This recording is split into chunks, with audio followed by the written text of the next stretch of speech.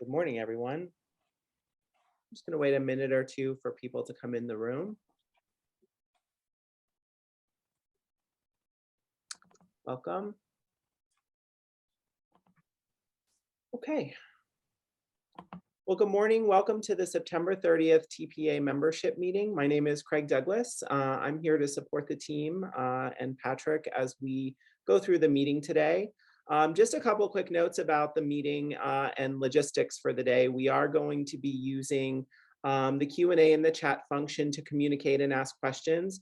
And we certainly are going to use, if you have anything you need to say, you can raise your hand and we can unmute your mic throughout the course of the discussion today. We are going to have a town hall component where we'll sort of look for some feedback. So, again, please use those tools in Zoom to raise your hand or to speak. We're also recording the session today, so if for any reason you get bumped off and you have to take work on something else, please send a message to information@provideralliance.org and we'll make sure to get you a link to today's meeting. And we'll also follow up with all of the materials from the session today. So before I turn it over to Patrick, I just wanted to get us started with a couple of reminders of upcoming meetings. So on October 28th, we will be hosting our Technology and Innovation Summit. This will be a hybrid meeting. We're hoping to have an in-person component at the Regional Learning Alliance where we talk a lot about technology and innovation. It'll be an exciting time to sort of learn about some new practices and evolutions in technology in our space.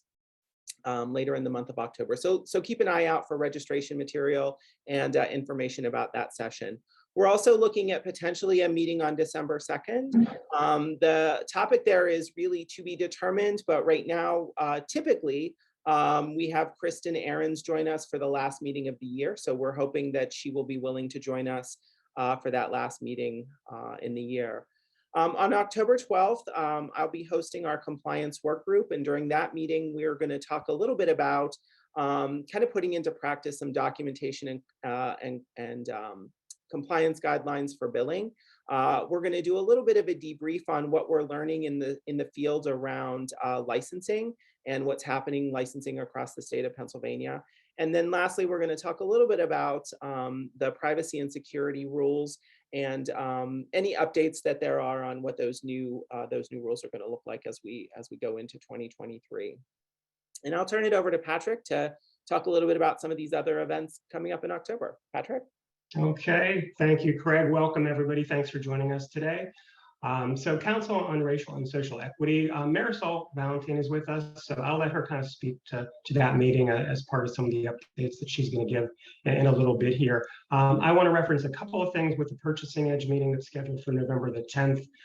We really want to seek some member feedback and input in terms of building sort of a shared services model, looking at the specific needs that you have in terms of supplemental services. A lot of suggestions have been made. We really feel that there are some gaps in some of the offerings that we have assembled through the Purchasing Edge. So incident management investigations, we've had a few questions on. We know there are some resources there. We would like to settle on at least one particular training partner, for instance. So just looking ahead, we want to get everybody thinking about that. In terms of going into the new year with establishing a good platform of services that can help you run your businesses more efficiently and provide services that you really need. November 16th, Financial Work Group, we had set out this year to really extend the work of the ODP rate work group. So almost all of the rate work group members who participated in the ODP rate setting process are in TPA. So I've talked to a few of those members, and we do want to submit some recommendations. So we're looking ahead to the November 16th Financial Work Group as sort of a session is where we would dig into rate assumptions through right to know production. There's a lot of information that we did not have earlier in the year. So we'd like to make some specific recommendations. So we'll probably have a draft document circulated. We'll probably devote that meeting to looking specifically at recommendations to ODP on the rate process and some of the obvious insufficiencies, particularly in light of inflation and the need for rates to be market-based and market-driven. So you can look for more on that. I added to the agenda, yesterday we put out an announcement That Healthcare Council of Western Pennsylvania extended an invitation to all TPA members. So they are bringing back their annual showcase. This is an in-person event. It's hosted at Pittsburgh Marriott North in Cranberry Township. So even for members, there's if you go to the link we sent out yesterday, you need to register as a member and put in the code CEO 100, and Nick Fazaka and Healthcare Council Western PA will provide up to 2 complimentary tickets for any TPA members. So we encourage you to take a look at that. It's a good program. It's an all-day session. This isn't the first time you'll hear me reference Healthcare Council of Western PA during today's meeting, but I did want to highlight that there is a session that's going to be a week from today. And please take a look at the agenda. They have good keynote, a lot of good breakout sessions, a good theme in terms of a pivot point for healthcare in general. So I think some good information there that we want to make sure that you're aware of. And next slide, Craig, I just want to welcome our panelists today. So joining us, we have Brooke Graff, Vice President of Strategic Initiatives at McGuire Memorial, Bill Shoppy, Intellectual Disabilities Director at PATH, Kim Sonnefeld, CEO from Mainstay Life Services, Marisol Valentin, Executive Director for Macaulay Ministries, which is affiliated with Pittsburgh Mercy Health. And I also want to acknowledge Craig Douglas, who sits on some of these work groups and task forces that we're going to be talking about today. And also welcome and acknowledge Michelle O'Toole, who's going to be our featured guest a little bit later in the session, but Michelle was able to jump on with us a little bit early. So thank you all for being here today. Next slide, Craig. I just want to cover a couple of things before we get into the work group session. So briefly, I'll review some of the things that we sent out to you yesterday in preparation for the meeting. So there is a handout that really just sort of frames the work groups that were announced in the month of July by ODP, on which there was TPA representation. So we'll get into a little bit of that later. Most of this material we are going to show during the presentation today, but you do have the full documents in all of these cases. The Abuse Neglect Registry Task Force recommendations came out last Friday. We pushed them out to all members. So there's a bit of a tight time frame in terms of turning around recommendations to that document. So we do encourage you to look at the entire document there. But again, we will be going through it during today's meeting. So we did also send something we had sent out previously. This was something covered at one of the recent Isaac meetings, CMS State Medicaid Director Letter. We will cover that in some detail, time permitting, to kind of go over the overview of that and most importantly, the implications of that. ARPA initiatives, we pushed that out, reminding everyone that we're a month away from the deadline on the ARPA initiative. So you do have that information, and the fiscal code language that defines the creation of the IDA augmentation account, which is essentially money to be reserved for the community system as the state center budget decreases due to state center closures. So those are the materials that you have in the handouts. Craig, if you can jump to the next slide. I'm going to cover the agenda item that really speaks to advocacy for the remainder of this calendar year, 2022, so to the end of this year. So we announced this earlier this year. We put an announcement out in August where we identified these things, after really talking with our government advocacy committee, talking with members, looking what was left on the table for the remainder of the year following the passage of the budget. So the discontinuation of prudent payment. So you're probably well aware of that. We've done a couple of call to actions. We've written to all of the members of the PA Senate.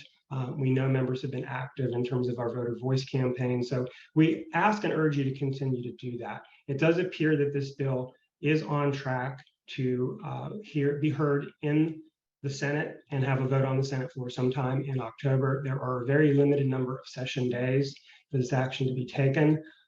This was passed unanimously in the PA House in May of this year. So once it passes the Senate, it will then go on to Governor Wolf to be signed into law. So we may have to continue to advocate for it at that level as well, but it remains on track.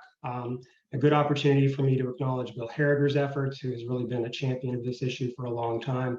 We're very close to having prudent payment be eliminated permanently. So again, we urge and encourage you to really continue the effort there, continue to communicate with your senators to make sure that this does get passed here in the upcoming weeks. Annual market index, again, that's been sort of a staple of advocacy. We have gained some ground on that. We continue to have meetings with both parties, but really focusing on the majority party in terms of getting a new bill introduced next session. There is, of course, House Bill 92 that is in this session. So we've had some conversations about strategy with that. But the reality is that the prudent payment bill has really risen to the surface as a priority. So we'll ask everybody to continue to focus on that while we keep you apprised of developments with advancement toward a market index bill in the new session beginning in January. So inflationary adjustment for IDA services, a couple of things that I want to reference here that are included on the slide: unspent ARPA funds and the IDA augmentation account, which I mentioned that we've given you the handout on. If you can jump to the next slide, Craig. So I reached out to ODP earlier this week just to get a sense of where some of these ARPA initiatives are. So encourage everyone who has not applied for these funds to please do so. You have a month still. So this is the feedback that I received in reaching out to Rick Smith at ODP. So the technology initiatives, and these are approximate numbers, these are not to be detailed specific numbers of approved, but approximately 100 organizations have had their technology initiatives approved. Approximately 200 have had training or credentialing initiatives approved through ARPA. 6, and this probably is a real number, 6 business associate programs for employment. So those are the approvals. And if you recognize that ODP commonly cites up to 900 providers of IDA services across Pennsylvania, there is a lot of organizations that could still benefit from this. So if you've applied and been approved, that's great. We hope to hear from you more on some of the things that you're able to do with those funds. Of course, you'll be reporting to ODP in terms of the process they've established. But we just want to encourage everybody with a month remaining to please go ahead and apply for those funds if you have not already. A couple of questions that I explored with Rick: is sufficient funding available for any remaining qualified providers? And I really kind of posed this in 2 parts. So yes, he is not concerned that everybody applies who's eligible, that there will be money to fund those requests.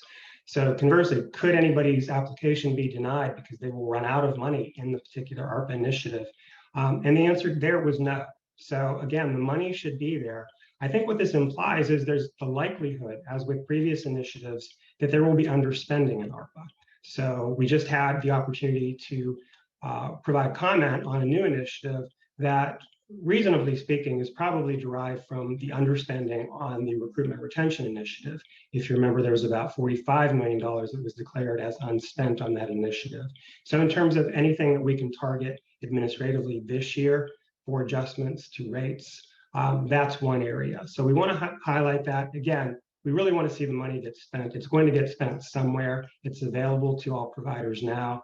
$20,000 is the provider cap for technology. But really for training and credentialing, the minimum should be $100,000. And based on the size of your organization, your IDA claims, that can go well above $100,000. It can be up to 1% of your IDA revenue. So a couple of other questions I explored with Rick in terms of anything we could share. He did indicate that any of the denials that they're providing are related to reference to EVV or to trainings that are already required under the waiver. So we've had some dialogue with members that they've gotten some rejections. There's also this $5,000 per employee rule that has been invoked from time to time. ODP has phrased this sometimes as, if we're going to give you $100,000, we'd like to see that at least 20 people get trained. So again, we know some people have done some reworks to their application. They've ultimately been approved. So again, encouragement to apply. The window is still open. Please do so. And a little later in the session, if you have questions, we can explore this a little bit further. Next slide, Craig. I just want to, again, remind everyone, Kristen spoke about this when she came out to our meeting on July 29th. This was created as part of the recently approved Pennsylvania budget process. So in effect, I won't read the slide, but this is from fiscal code adopted in July of this year, following passage of the budget, as part of passage of the budget. And essentially what this says is, for savings from state centers, that these funds will stay in a reserved account, either from a budget reduction in state centers, the difference will stay in community services, and an annual transfer for the Any proceeds from the sale of property of state centers are also to stay in IDA community line items. So the entirety of the handout is less than a page that addresses this issue. So recognizing that in the current budget, there's over $132 million of state funds, and that is appropriated to serve 588 people. So we expect there to be a considerable amount of money over time as the state centers close that should be dedicated to IDA services in the community. So with that, we're going to move into our work group and task force updates. So next slide, please, Craig. Versus the agenda, this is going to be a little bit of a mixed bag. We're going to go a little bit out of order. On the cusp of National Disability Employment Awareness Month, we thought we would start off with the Employment Incentive Program work group. So I want to acknowledge that Kim Sonnefeld is our representative from TPA. I also want to acknowledge that Steve Sorovic, very active in TPA membership, is the chair of the Employment First Oversight Commission. So Steve is involved on this work group, as are many other associations and stakeholder groups. And certainly Kim can speak to that or answer any questions, but I'd like to welcome and introduce Kim Sonnefeld, who is our representative on this committee. Kim, welcome, and thanks for being here today. And Craig, we'll go to the next slide to sort of frame this committee. I kind of meant to do that as I was introducing Kim. So this is what went out when the commission, or in this case, the work group was created. So Kim, again, thank you and welcome. Sure. So we have had 3 meetings, and there was only 3 meetings scheduled. So the goal was, of course, for the competitive integrated employment to make an impact. And the group focused on just job finding initially. So let me tell you about the makeup of the group that met. There were initially very few advocates. So that became apparent in the first meeting, that there needed to be more advocates at the table talking about their experience with employment. And certainly, as Patrick said, there were provider organizations and family members and some supports coordinators. So we only had the 3 meetings. They were only an hour. And so it really was just what the outline was going to look like. So ODP is going to continue to go forward with incenting job finding and looking at doing incentives at intervals at 6 months, 12 months, and 18 months of continuous employment. These will be in addition to fee schedule rates. There was a lot of talk about people really not being authorized for services, and do we really need to start first with the looking at incentives for supports coordinators? Just to give you some data, this comes from June of 2022. The needs group 1 and 2, there were 3,593 people who had supported employment authorizations with ODP, and for job finding, which is what they're going to incent, only 1,134 individuals. Needs group 2, needs group 3 and 4, there were only 558 people that had supported employment services authorized, and only 302 that had job finding authorized. Again, ODP is committed to moving this forward. I was hoping Steve would be on the call. I don't see that he is, because I was not able to attend the full session of the last meeting. So I only had the first 15 minutes because, again, there was lots and lots of talk about what this means on the provider end. So for one of the things that we're looking at is incenting after 18 months of continuous employment. How are we going to track, who's tracking that? And will that cost more money to track that than the incentive will be? The other thing is, when you talk about continuous employment, I mean, the job market right now, many people move from job to job, shorter than 6 months or 1 year of continuous employment. So again, it's they're committed to moving forward. They have to go through CMS to get the final approval, and this will, again, it's the second thing that they're going to incent. So, did Steve join us, Patrick? No. Yeah, checking now, Kim, and Don't see him. Okay, and there's certainly, I have the notes. Laura, who was facilitated the work groups. If anybody wants the groups, I know Patrick has them. We can share them. I did get feedback from TPA members, and most of the feedback again was on really working with the supports coordinators first to make sure that the service is being talked about and authorized. So I can answer specific questions if I have the answers. So. yeah, and Kim, and you acknowledged this, and I meant to acknowledge it earlier. We thank those of you who did submit comments and recommendations, and Steve did as well, even though he acknowledged. Kim, your role as being the TPA rep, he's there and he hears all of the discussion, but he offered his comments as well. And Kim, maybe you don't know because of mentioning about the last meeting.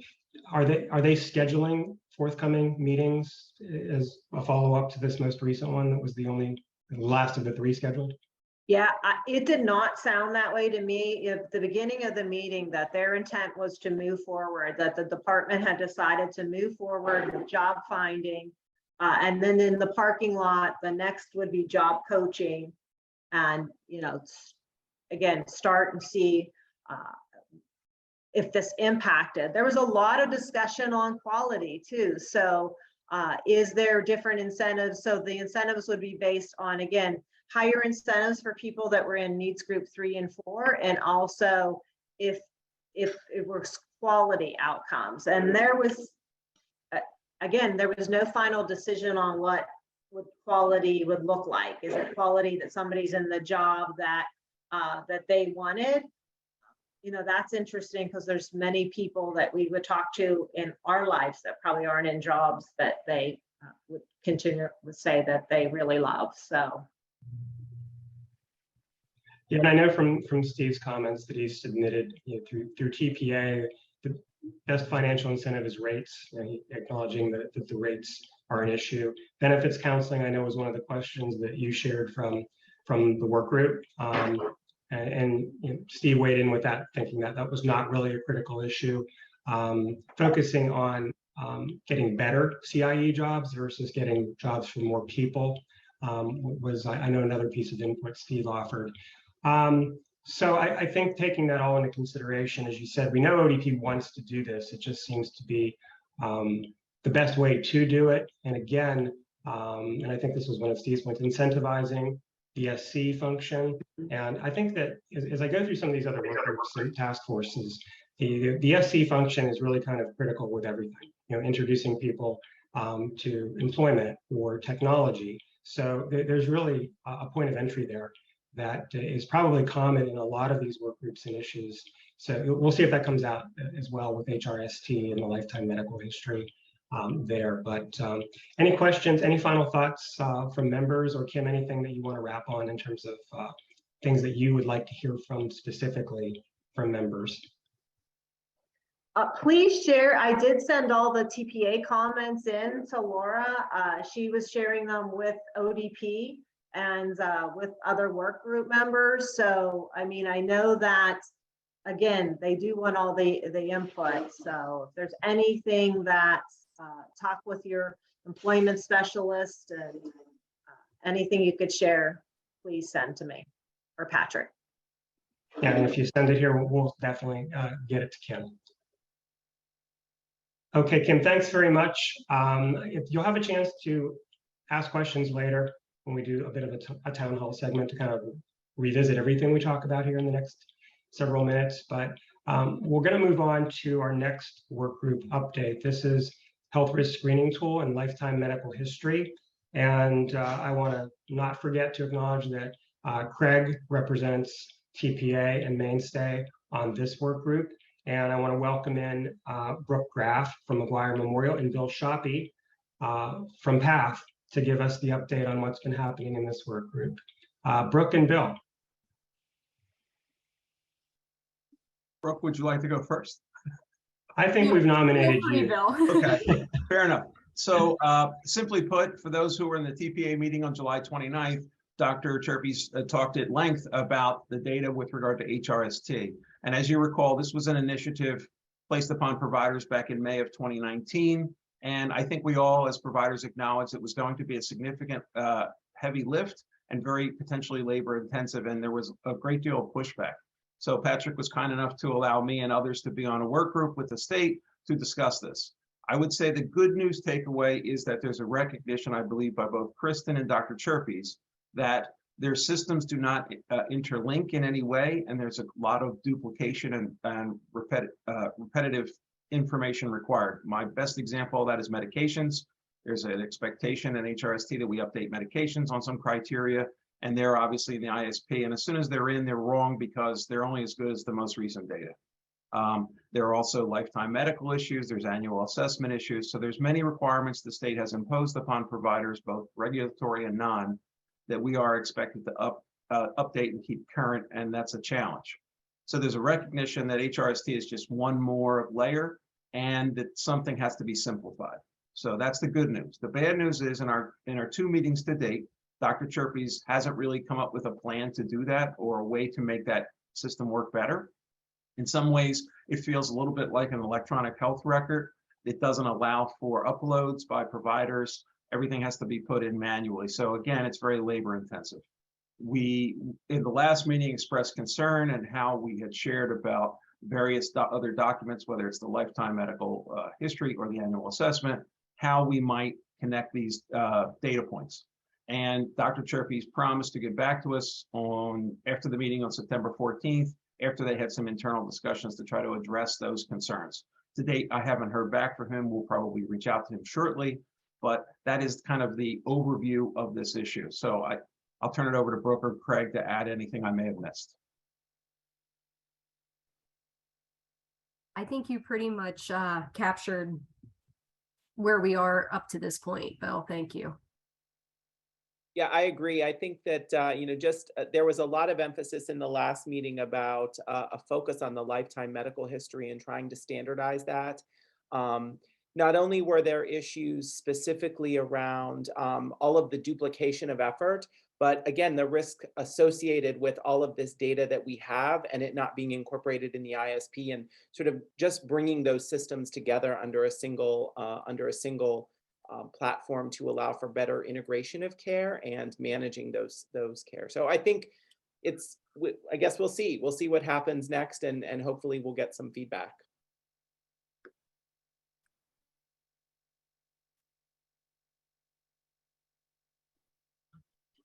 So you mentioned, Bill, intellectability, and I know you wrote some comments about intellectability. So they're at the table, correct? And so it sounds like they're more than willing to sort of offer up the ability to solve some problems and streamline some things. Do you have a sense whether they really have something in place or available right now that could address some of the inefficiencies? Patrick, that's an excellent question. So intellectuability is the vendor that the city is contracted with that has produced the HRST system. So they have a vested interest in it, obviously, and they are in the meeting consistently, I believe, reporting in the background. Yeah, we might be able to do something here. We might be able to help you with this, etc. Frankly, I don't know how much of that is sales, how much of that is real. We haven't seen any product or any template of how they will go about making that happen. Okay. Okay, any questions, Craig? And we'll give members a moment to sort of ask any questions about this. But clearly, I'll just comment again. This was sort of timely. I think this grew out of frustrations from the provider community, and I think acknowledgments as well as rolling out the system was one thing, maintaining it quite another, and the burden, as often occurs as things roll forward over time. There's some work to be done here. Everyone seems to acknowledge that. So we'll stay tuned on this. And Bill and Brooke, what are sort of the next steps as far as where we stand now versus where we are going? Do you have future meetings on the calendar? I think I mentioned they haven't yet scheduled a future meeting. And the other thing I wanted to mention is that in the July 29th meeting Dr. Chirpes did at TPA, he recognized that a third of all people in residential services had not had their HRST updated in over a year.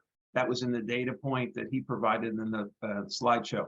And so that is very good data in terms of showing that providers have really been challenged due to COVID. And as you recall, HRST was put in a bit of an abeyance status because of the COVID and labor shortage issue, but we have been told that it will be coming back and there'll be an expectation for completion. And I'm sure there'll be some follow-up in terms of, frankly, additional communication from the state asking us to either catch up or do the work on the schedule that they had originally identified. So that is our fear, at least my fear and my concern, because again, we haven't really returned to pre-COVID, and even then we didn't have enough staff, especially nursing and technical staff. So that makes it a little bit more of a problem. Well, Bill and Brooke, please continue to keep us apprised along the way of anything that comes about. And members also, as you experience some of the things you're hearing about today, let us know. We'll make sure we get that information on to Craig, Brooke, and Bill, because long-term vision, this should be a good thing, should be an improvement if we can work the kinks out and streamline the process to have the availability of this information. But we know right now it's not in a good place. So thank you, Bill, Brooke, Craig. Any final thoughts as we move into our next subject? We do have a question from Sean. Sean, I did open your line if you want to ask your question. Yeah, thank you. Hey, everyone. Thanks for the work on the HRST. I was just curious, as you described the ODP requesting the 2 to 3 providers, collaborating, is that similar or different from the work group that PAR also had arranged with ODP?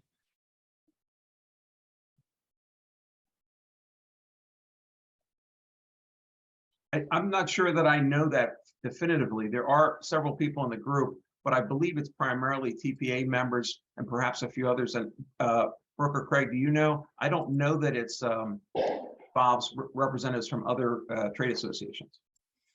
I'm not sure either if PAR members were invited or not. Yeah, I can answer that actually. So, the excerpts that I've taken, one of which is on screen now, these are literally from emails from Kristen to the association. So I didn't want to actually post or share the email, but all of the trade associations were advised in this particular work group. Each trade association was asked to offer up to 3 representatives to represent their organization. So to the extent, Sean, you're hearing this PAR or other members are hearing it elsewhere from other associations, it really should be part of the same group. And the way that it's been titled in the subject matter has been HRST and lifetime medical history. So that's how it was characterized here.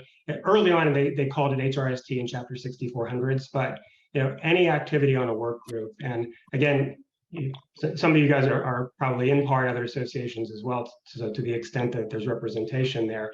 But I can tell you all the associations were invited with the same invitation that we received at TPA.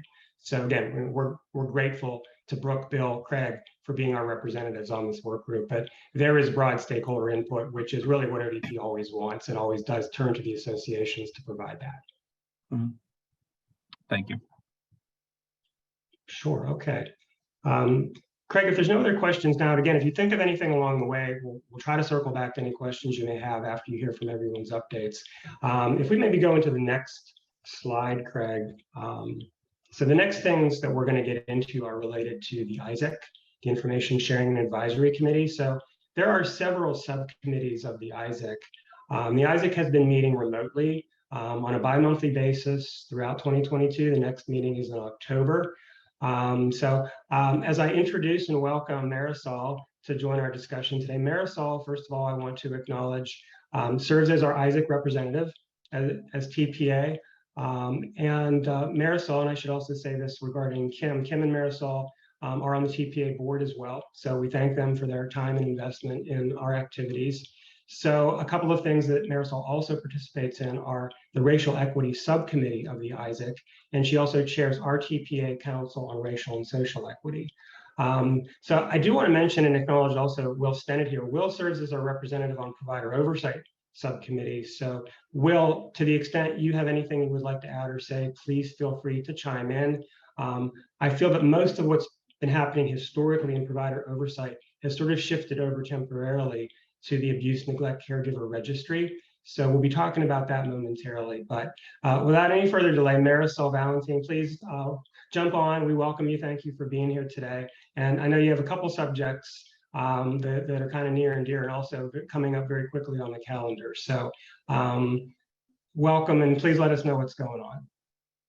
Morning, everyone. So I wanted to start talking about the sexual health initiatives, and the conversation at ISAC has been to really take a pause and see what resources have come about since this initiative was launched several years ago. And we'll be providing our update from a TPA perspective in this upcoming month for October. And I think from our lens, we spent a lot of time as an association working on kind of the frameworks for providers to use, policies, education materials. But in the presentations that have happened at ISAC, I've been commenting to Patrick that there was a lot of great resources spent in terms of how to empower the people that we serve to really talk about sexual health and have discussions about trauma-informed discussions about sexual abuse from a peer perspective. So what we thought we could do as an association, and I would love to hear some thoughts, is to really build out a resource page on the TPA site to help guide us in terms of what is available, what can we pull in, and then we can see if there's any other areas and gaps that exist that we may want to work together as an association.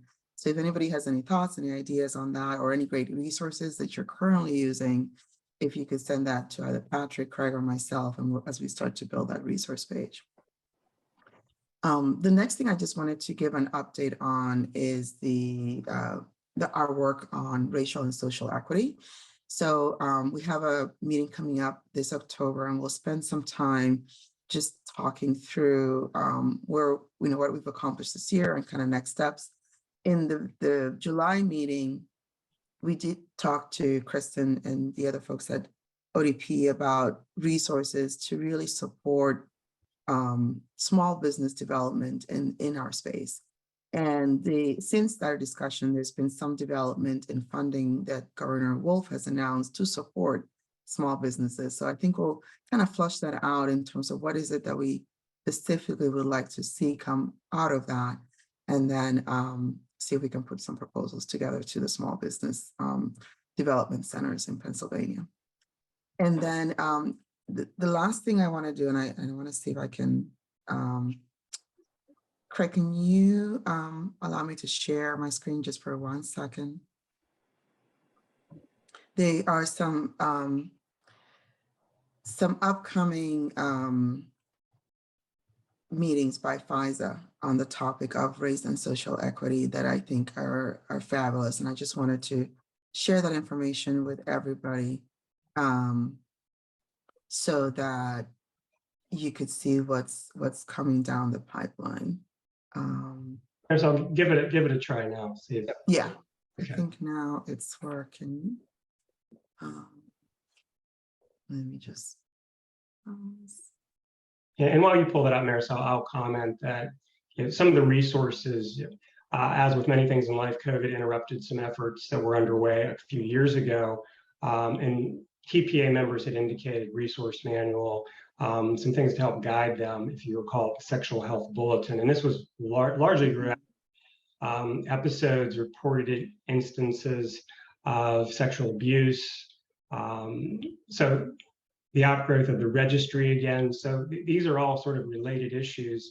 And the ISAC has gotten back on course with asking its members and constituencies to really report out on what they've been doing and really get reestablished with these efforts around sexual health and sexuality. So we didn't push the bulletin out. It is available. It's several years old now, but we will start to, as Marisol already stated, get a page on the website, get the resources on the website.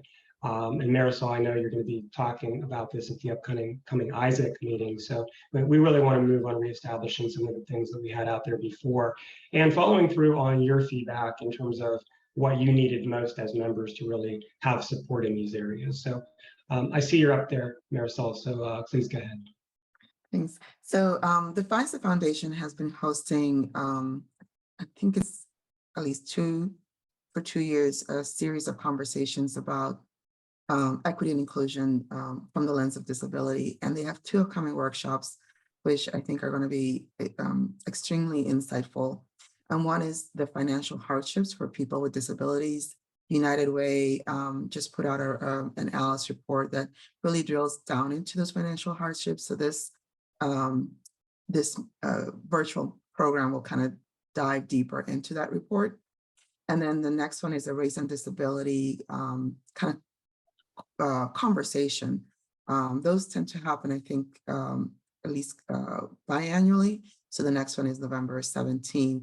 And I think it's a great space for convening and discussing those issues. So I wanted to share this because usually I find out like really close to them. I don't have enough time to share with everybody, but these we did. So I wanted to make sure everybody knows about them. And I'll get the flyer to Patrick and Craig so they can be shared to the membership. That's it. Thank you. Yeah, that's great, Marisol. Thank you. And Craig, if we can get that out on our calendar and an announcement, there's time to add that. We generally do what's coming up in the following month. So we have some things teed up. So we'll encourage everybody to take a look at that and participate as well. So so thank you, Marisol. Appreciate that. I think that the next things that we'll get into here, if you can go to the next slide, Craig. So Abuse, Neglect, Caregiver Registry Task Force. This task force was announced, I believe, in February. It first met the first week of March. Several meetings were convened. And I also want to acknowledge and thank the TPA work group. We formed a work group in advance of the task force once some of the parameters had been announced. Josh Antune from McGuire Memorial, Amy Nielsen from Pearl Nielsen Therapeutic Associates, Todd Whiteman from Ensco Long Insurance Group, Patricia Sipe from Keystone Human Services, Carol Grant from ARC Human Services, and again, Craig assembled back then to develop some basic recommendations for the task force. We did submit those to Kristen in advance of the task force meetings. And then for the past several months, the task force has been meeting pretty regularly. So I'll refer you to the document. As soon as that was released, we put that out to members for your review and comment. I want to emphasize that this is not an open comment period like usually occurs. What the task force wants is for the task force representatives, of which I'm on the task force. There are several other people, association leads who are on the task force. So they want us to bring feedback after going through this, the recommendations and sharing with membership. So please don't write directly. You can contact me, another task force member. We're all listed on the document. You can also get a sense for exactly who's on the task force. You can see it's a very broad group. And with that, I will say it really evolved into a group that Kristen undoubtedly led. So there is a great emphasis in terms of ODP for that reason, but it is intended to be much more broad. It's not just an ODP product or service. So as you read through, there's consideration to existing statute on the books, Childline, Adult Protective Services, Older Adult Protective Services, things that do apply to the disability community and world. But I encourage you to read the document, provide your input. I just want to give an overview here briefly in the next few slides. So executive summary, acknowledgement that agencies that provide services to adults with disabilities currently do not have access to information related to substantiated abuse or neglect cases in which a prospective employer was the perpetrator. Adults with disabilities, including older Pennsylvanians, may experience avoidable harm when perpetrators of abuse and neglect are able to move from job to job without detection. Later in the executive summary, it states the task force was absolute in a desire to strengthen protective services for all vulnerable Pennsylvanians. The recommendations presented here are therefore well aligned with the approach to child protective services in the Commonwealth. Next slide, please, Craig. So the purpose of the registry, this was something that there was some time spent on just deciding what was the scope of this group and what should the registry accomplish. So it was decided, and this is the purpose as stated in the document in its entirety, to protect vulnerable Pennsylvanians by preventing exposure to caregivers who have a history of substantiated abuse and or neglect. So if you go through the document, then there are several pages of definitions. Many of these come from existing statute. I would encourage you to take a look at those just to become familiar with exactly what violations would place someone on the registry. So burden of proof, another key component. So I'll just basically state clear and convincing evidence is the standard of proof and the burden of proof that's being used in the application of placing people on a registry.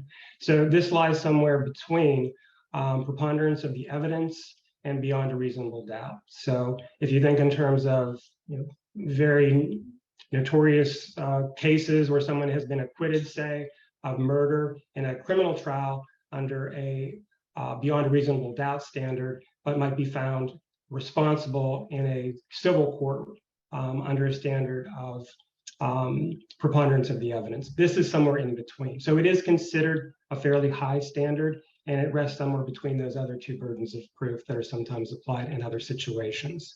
Next slide, please. So the time frame was determined to be indefinite. So there are appeal procedures. You can look into what that looks like. And I will say that there's sort of a noticeable gap when it gets into someone that's been placed on the registry because it's been determined that the violation has been substantiated. And again, this is the first time that really statute is identifying a perpetrator. But bear in mind that this is divorced from incident management investigations. This would be a vendor, more than likely at this time it would be Liberty, the APS vendor, that somebody would be responsible for conducting this investigation, making a determination under the burden of proof and the definitions, and then referring a person to be included on the registry. And from that point, they would have appeal rights.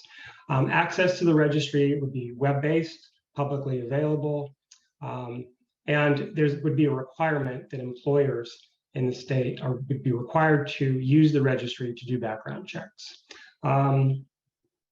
Next slide, Craig. So just as we close out, maybe back up again, I'm sorry, Craig. So what I wanted to do as we sort of close out on this, I just want to get some feedback. You've had the document, hopefully you've had a chance to look at it. And we have a poll question. We just kind of want you to weigh in, and you of course don't need to answer the question. This was something that at the outset of the task force, I had a sense that there were some dissenting views on the utility of this, some of the pitfalls. Now that it's come to fruition in terms of actual recommendations, which are apparently going to be on schedule in terms of the task force, we really want to get you to weigh in terms of, generally speaking, now that you have some details and some understanding. And again, I would encourage you to read the document. When I go back to the next meeting on October the 25th, again, we have until the 18th to submit recommendations. Our work group may meet again. We'll certainly communicate virtually to develop recommendations. So you can feel free to contact or speak with any of the people that I've mentioned, contact me directly. But by the 18th, we will submit our feedback and comments to this draft. And on the 25th, the task force will meet again to review all of that. So just having a general sense, I'm happy to also present any dissenting views. It's oftentimes during the task force discussions that has led to some solution by talking through some of the potential problems in the application of a registry. And as you will read when you look at this document, there are many issues that still need to be settled. There's a lot of existing statute on the books, a lot of reconciliation.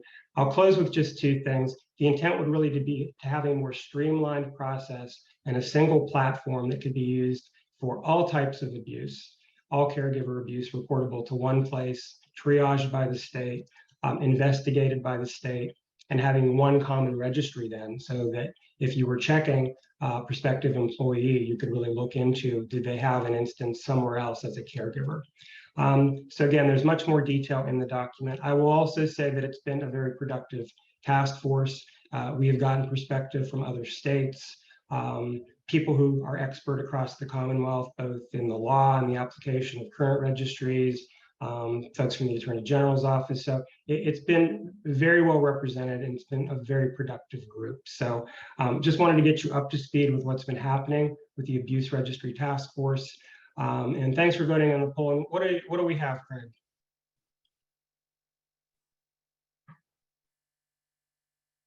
So we have we have 63 responses, 92% are a yes, and 8% are a no. Okay, so that's good feedback. Glad to have that. So we'll move on to a couple of things before we give you guys a few minutes to sort of talk before we bring Michelle into the discussion. So if we can move on, what we have up is Technology Task Force.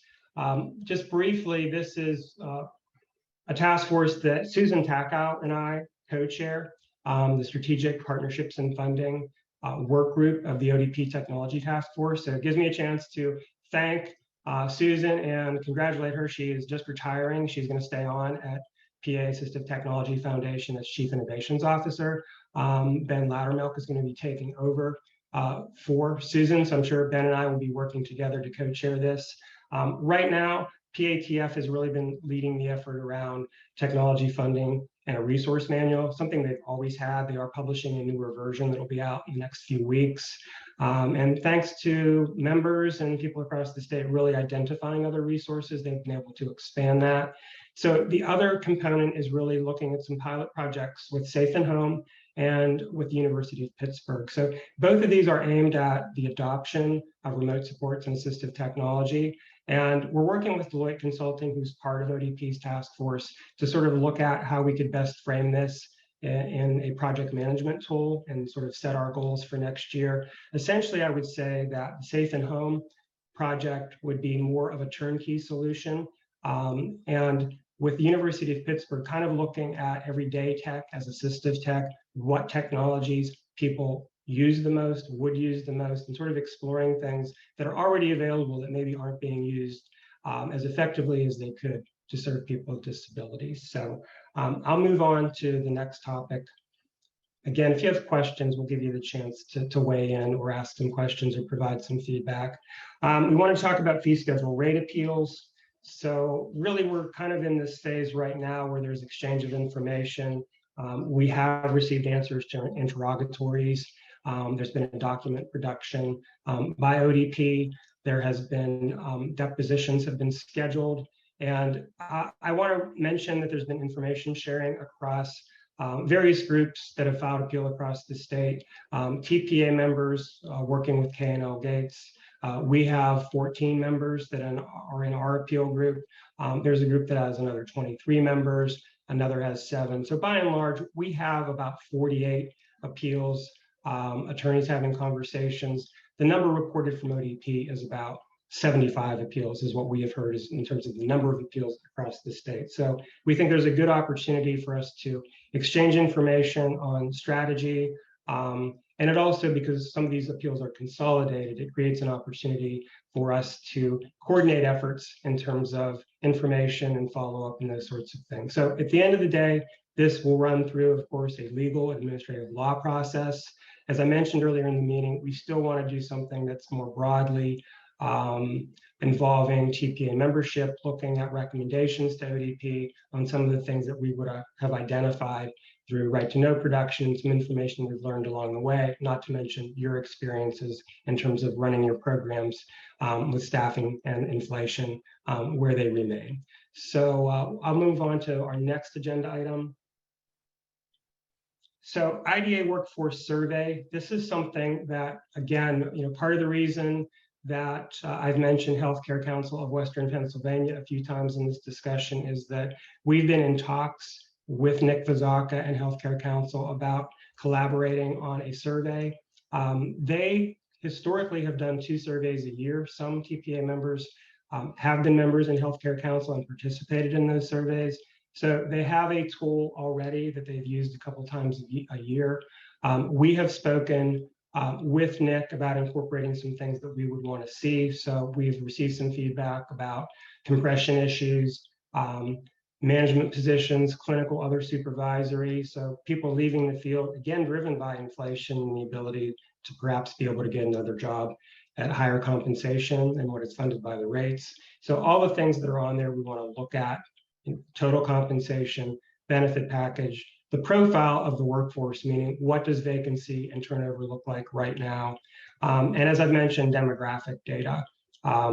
That's something that we feel is really important. So that is an element that we are wanting to make sure that is addressed in a survey. And I will say we've been in discussions with a couple other of the statewide associations in terms of involvement and participation, collaboration, and possibly also working with Healthcare Council of Western PA.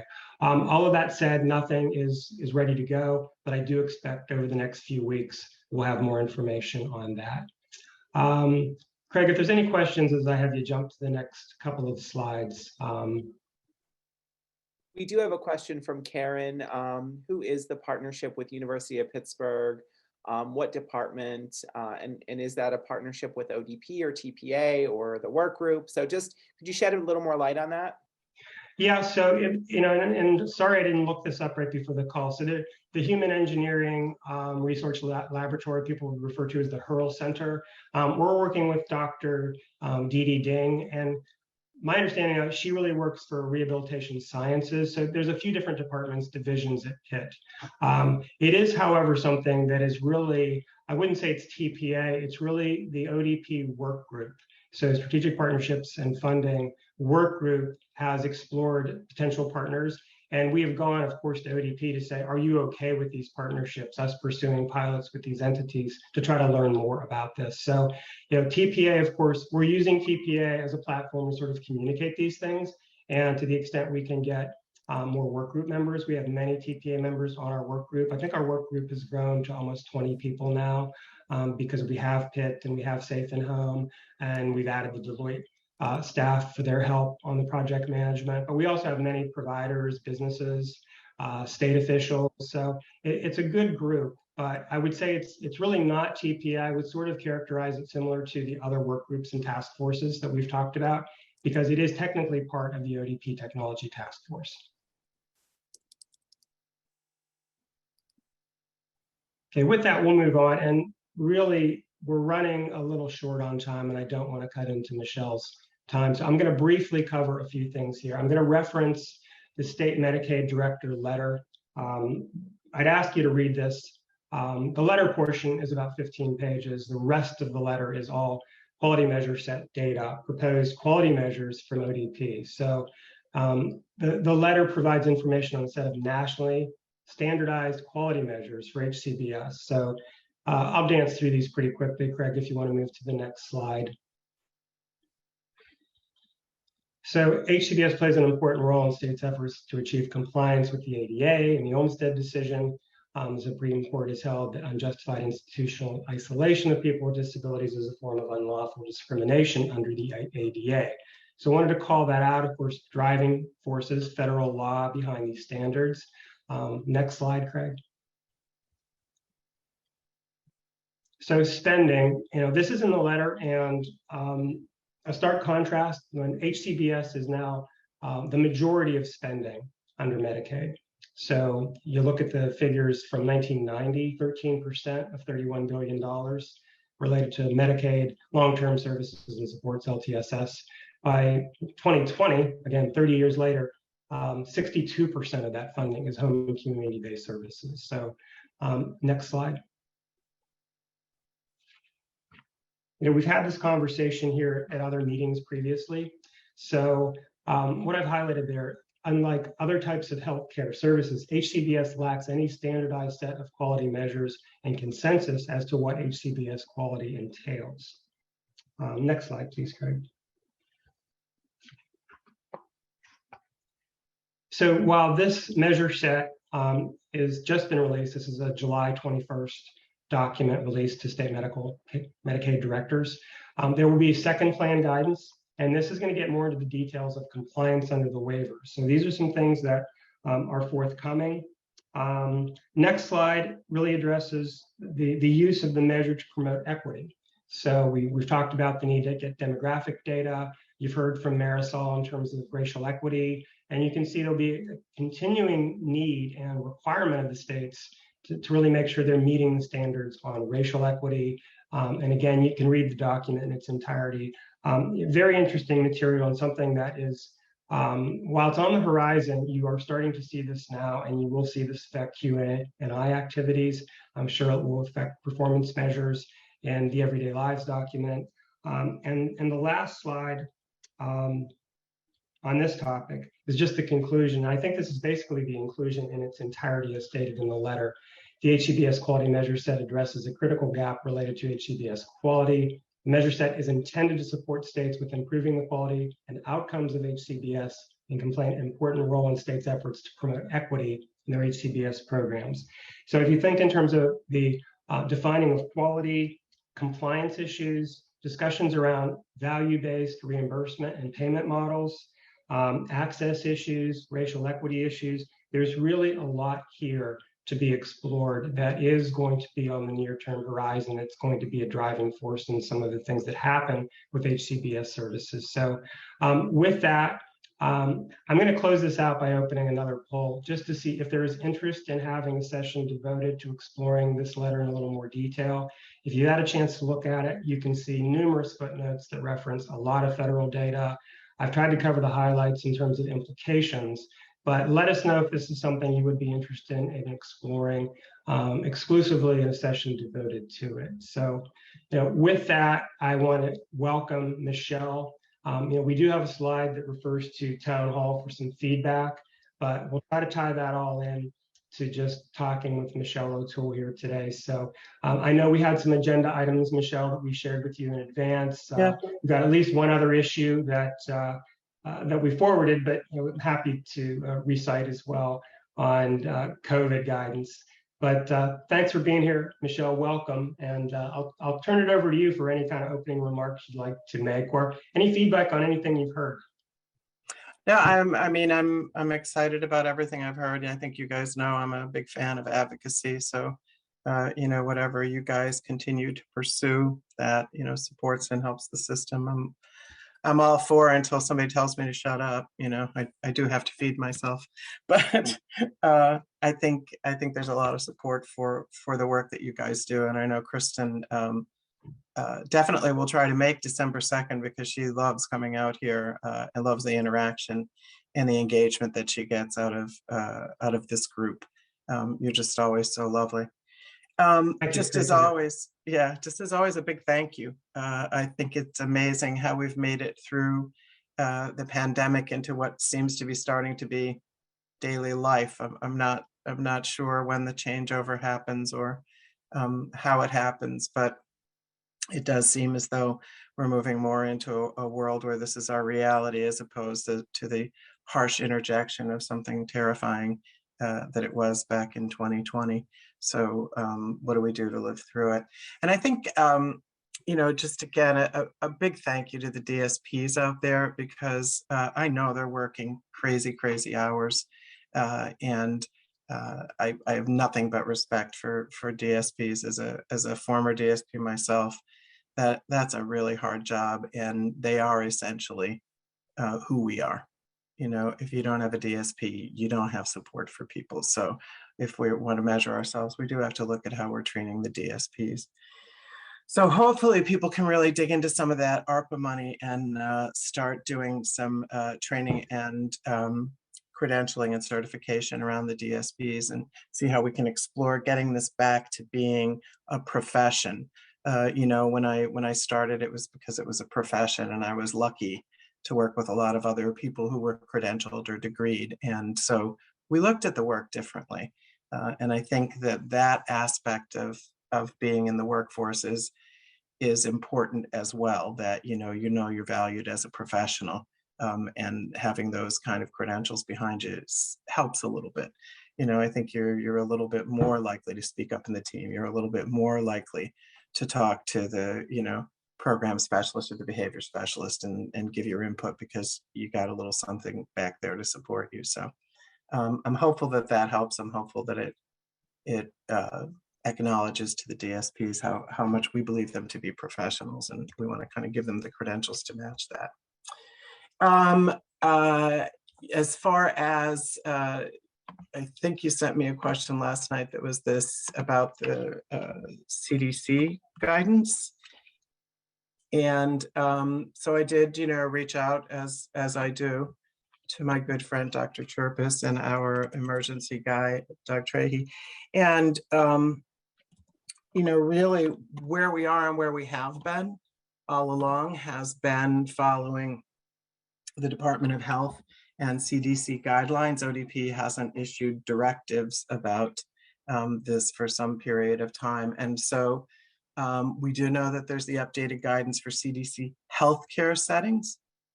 And so we are anticipating that we'll have guidance from PA Department of Health soon. And when we do, as we have been doing, we'll share that when, as soon as it's available to us. And Dr. Chirpus and Doug Trahey are monitoring that and waiting for updates. So that's really where we are now. We continue to stay the course of following the Department of Health and CDC guidance and looking at what that change means for all of us. Okay, any idea, Michelle, with any timelines on some of the DOH from PA might be forthcoming? I suspect really soon. I mean, I suspect within a week or so, if not sooner. But that's me suspecting it, but just from the conversation that we've had in exec staff and the huddles and that, we anticipate that is being worked on, being formulated, and should, come to us. And as soon as we have it, we'll get it out as well, and update links in our communication. So that's kind of where we are. Things move quickly in terms of CDC, but then the analysis of how does it impact all of us and what does it mean and where do we fall takes a little bit of time for a little better analysis on that. So, if I get it, I'll give it to you. I've been trying to, send stuff that when it lands in my mailbox, even though I know you're probably getting it other places, just throwing it at you. So, no, I appreciate that. And, we welcome any sort of follow-up or feedback on specific issues that members may have questions about. Yeah, for sure. And we know that that's been the recent messaging. But of course, it's high level and broad. So a lot of times that's led to specific questions. But thanks, Michelle. We'll continue to do the same. And I do appreciate getting anything from you, including your insights on it, as this information comes into play over time here. So that's certainly, one of the questions that was posed. We thank members for really giving us some information in advance. So I guess per the agenda, so I didn't really create a slide to kind of walk through the agenda, but the status of the waivers, the waiver renewals, I guess was something that we're all kind of thinking, guessing it's not tomorrow.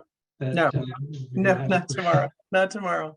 And, just one last thing in terms of, any kind of guidelines or that, again, as a provider agency, each of you has a responsibility to have robust policies. So, that's really kind of where we're falling, and the expectation is that you're including these guidances into your robust policies about infection control, just as a general course. So the waivers, we have submitted and been granted another 90 days. So we're December now. It of course can always happen sooner, but the conversation continues to be, to the best of my understanding, centered a lot around remote supports and questions about how does that work, how are the assurances met, and how would we implement? And really, a lot, I won't minimize it, a lot of education to CMS about technology is kind of my pickup on this when I listen to the conversations, because I think CMS is still struggling with the privacy issues to a certain extent. And so they haven't come to the same place in the world where many of the rest of us, if not all of the rest of us are, is that why is a camera more intrusive than having somebody sit in your bedroom with you, for example? We all know there's control problems with someone sitting in your bedroom. So many people have had problems with video from staff getting leaked here and there. So that's kind of where I think a lot of things are lying now, is that they're really struggling with the remote supports. How are you really assuring safety, and the privacy issues around that? So Michelle, just to kind of follow up. Yeah. So when you guys were out in July, we talked about waiver renewals, and we heard then and we knew then there was a lot of advocacy around remote supports. And then I think likewise last month we had Julie and Laura out and got into some of the issues. And I think teleservice is the terminology. Is that correct? So it sounded like shoot. I think it is teleservice, because they're used to telehealth. Yeah, it didn't seem to Yeah, make so we had to sense. stop saying remote. Yeah, but it felt like there was progress being made. So has there been like new snags along the way that sort of have created the need for the additional 90-day delay? Or is it still sort of digging deeper into the same issues? Because I had the sense that it was sort of delayed but moving ahead, and that CMS had kind of weighed in conceptually on teleservice. But when you mention like the cameras, because even there, I thought not everything involves cameras. So just I know, but you've met CMS. They get a burr under their saddle, and they've got to dig deep to do it. And there may be other nuances that I'm missing, but a lot of it is really just related to the privacy issues and the cameras. And I think that we are continuing to make progress, because we got the teleservices and they are hearing us now and allowing for us to provide some examples of how using this type of technology, whether it's cameras or teleservices or anything else, has in fact helped people, given them more independence in their life, protected their health and safety. So that's kind of where my understanding of the situation is right now. And I don't think anybody considers that there's a huge problem with this. It's a matter of really wanting to make sure CMS understands why we're doing what we're doing and why we want to include the services we're including. Do you think that there's any potential that we'll have any reversal that affects what's currently approved under the waiver amendments? No. Okay, so I have not heard that. That doesn't mean, like any place else, things can change if different leadership comes into a CMS regional office and confound your work. But as we've been told, we never realize it because we work here, but Pennsylvania is a very forward-thinking kind of place. And so other states watch what we do, and so CMS watches what we do as well before they approve it, because they know, and with any of the states, they know if you approve it in one place, everybody else is going to, glom on and say, well, you said it was okay here, we like it, our people want it, and so now what are you going to do? So they're just being cautious. It's a whole new world. It seems so regular to us after the last 2 years, but even 2 years ago, we were all kind of like, I like it, but how does it work? So I guess we should conclude that you will continue to do your advocacy with CMS, and as there's any new developments on the way, I'm guessing we will hear about those. But hopefully, we will ultimately get an approval of what's been submitted. Yeah, I don't think anybody's worried about it. Okay, so I'll again welcome questions on implications, specific questions you have about the continuing delay of the approval of the new waivers, 5-year waivers.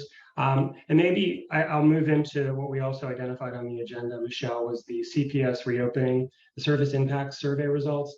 Have you guys compiled results to those surveys yet? Anything that you can share there? There's some preliminary work done on it, but I don't know how shareable it is. One of the things is that a couple of things that, the folks in Harrisburg that do the data, wiggling and jiggling, are struggling with is there were a lot of other boxes and checked and some text stuff. So that always takes longer, makes it harder. And still some significant, folks who haven't responded. So in general, we did some comparisons between January 20 and January 2022 to take a look at some of the overall changes. I haven't had a chance to dive deep in it. It looks like, when you just look at it, it looks like there's less people that are being supported. As to why, I haven't had a chance to dig through all of that. And not sure if it's just that people have shifted to other services as well, in home and community. So we know that lately out here in the West, we're hearing more and more from folks that you just can't hire staff in the facility-based stuff, the same as we've been hearing for a long time in residential. And so that's impacting the ability to reopen or return to pre-COVID levels of service. And so we are hearing that. And I would say for our office, we're hearing more of that than we heard even earlier. So just to make sure I'm understanding you correctly, so regarding CPS services, are you saying that you sense a decrease in utilization? And if that's, would it be a decrease in the number of participants also using CPS?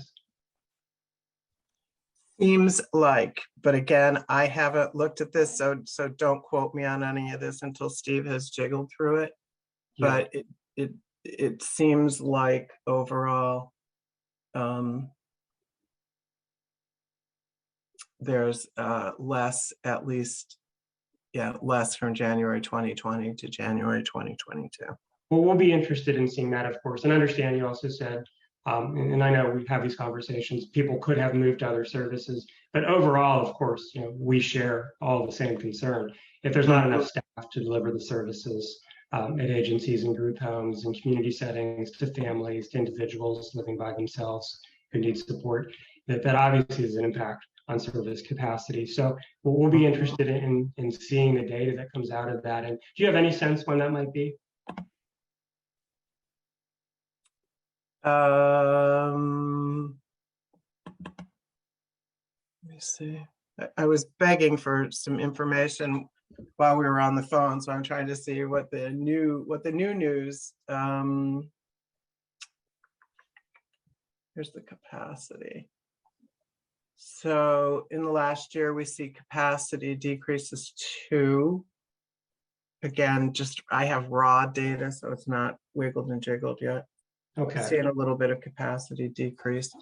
And sorting out the reasons, I believe a second survey is coming out for additional information, but some of the looking at, just as we've talked about, primary reasons for the decrease in capacity as well is the staffing, just not having staffing.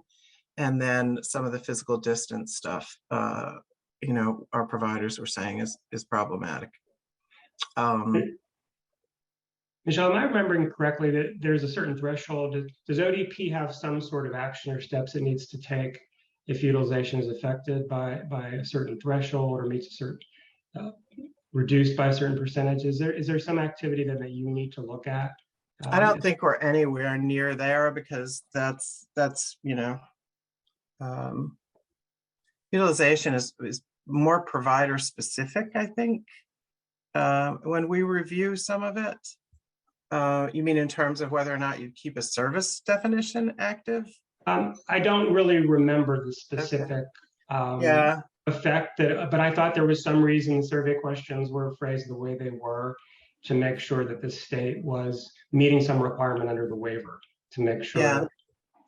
Yeah. I don't know that that's right, but if that's accurate to some extent, then what would be the remedial action the state needed to take? So I will need to kind of look at that as well. Maybe some members are familiar with that from having completed the surveys. I'll follow up on it too as well. Okay. And I see we had a comment about David from Safe and Home indicated a small percentage of the folks they support are using cameras as part of their support through Safe and Home services. So just a piece of information in terms of, again, the use of cameras. We know it's one of the issues, but again, we know there's other options. So state center closure activities, I guess we're kind of approaching target dates here. So I just wanted to give you the chance to talk a little bit about that with us. We are, and I really do appreciate there's a lot of providers coming forward doing a lot of transition work now for the folks who've made decisions, and I'll very much appreciate it. As always, give us a buzz if there's something that we can do to help. So we are about to be 2 months out. Tomorrow will be 61 days out from closure, and that activity continues. So there has been no change as of 10 o'clock today for the closure date. There does still remain, litigation that sits with the courts, but there's been little to no activity around it. And at this point, families, as you know, we started this 3 years ago, and pandemic came in the middle. And so that hurt us in all of the ways it's hurting you guys for everything that you do. It's also hurting you guys and us in being able to transition people, but also in being able to spend meaningful time with individuals and their families, in more of a personal venue to try and talk their worries through. And that has had, I think, just experientially a negative impact maybe on the activities. So there were a number of people who made no decision. Individuals at the centers and their decision makers were offered, you can choose to go to another center, or you can choose to work with teams on a community-based model of service. And a lot of people just didn't choose. And a lot of people, our understanding of, just anecdotally from talking, was that they were waiting for the litigation, or they were waiting for, there is legislation sitting on deck. It's been sitting there for many years for the mandatory hold on any closures, right? And so families really they kind of dug their feet in on that. The department is still closing the facilities November 30th. And so they received 2 communications over the summer, one back in June that said, hey guys, you didn't make a decision yet. We're contacting you and telling you we need you to make a decision. And got some responses back from that, but there was still a group of people who still didn't respond to that. And they were notified by letter, you didn't make a decision, therefore your family member will be transitioning to a center. That's that. So that's kind of where we are. There's a lot of folks that are transitioning to centers. I think there's about, I'm trying to look for my whiteboard because my daughter finally moved out. I have an actual dedicated office now, but I didn't hang my whiteboard yet, which is where I keep my numbers. But I think there's probably about 50 or so people that would consider community, and now, 2 months out, that's going to be tough. So we're working a lot on the transitions for the folks who have been interested in community. We're working with some very gracious providers who have come out and said, yeah, I can support a few people here, a few people there.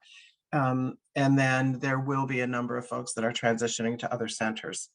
And they may be people, we don't like to do it, we don't like to hear it, but they may be people who have now said, hey, yeah, I kind of am interested in the community, but it's just not something you can facilitate in 60 days all the time. So the centers are moving people at the rate of 10 a week, 5 from Polk, 5 from Whitehaven, to our 2 remaining centers, and that would be Evansburg and Selinsgrove, based on the preference they've expressed, or if no preference, the best we can do to keep them close to home, and the best place we have in terms of staffing and stuff to support them. So our state centers are struggling with staffing as well right now. So that's where we are. Lindsay Gaworski from my office pretty much will just be working on this full time. And the region will be offering any and all support to, to Polk, certainly, because they're right here. to manage transitions and to, you know, help facilitate some of that stuff. I have some team members who are pretty experienced in it. So we'll be going up and talking with them and asking how we can best support them to do that. And that's kind of where we are right now. I could not tell you where we'll be this afternoon or Monday or Tuesday, because again, this stuff is in the court and courts do things. But there we are. So I think maybe a couple of months back, you may have fielded some questions from us about whether private ICF was an option. Is there anybody moving to either private ICF or anybody sort of moving to different care facilities, long-term care, skilled care from the centers? There's about 5 people, I think. Again, wait, let me just don't look at me for a minute. I'll lean over and try and look. There's about 5 people that are eligible for skilled nursing, and you know, might have eventually made that move anyway had the center remained. That's the way. There were about 5 people who picked out of state and are working on out of state options. I can think of at least one that I know that somehow that worked out for. And how about private ICF ID?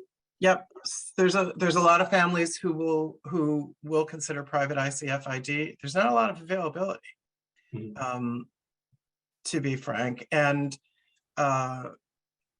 families are very particular about where. So, you know, ICF capacity, there's capacity out there, it's vacant, but families are not really interested in having their loved ones move, sometimes out of Venango County. So, you know, you start getting tricky there, but there have been, you know, we are exploring moves into ICFs. Our ICF providers have been supportive and looking to do that too. You know, Verlin's working on an option to help support people. So yeah, it's open, it's an option. And some families will choose it.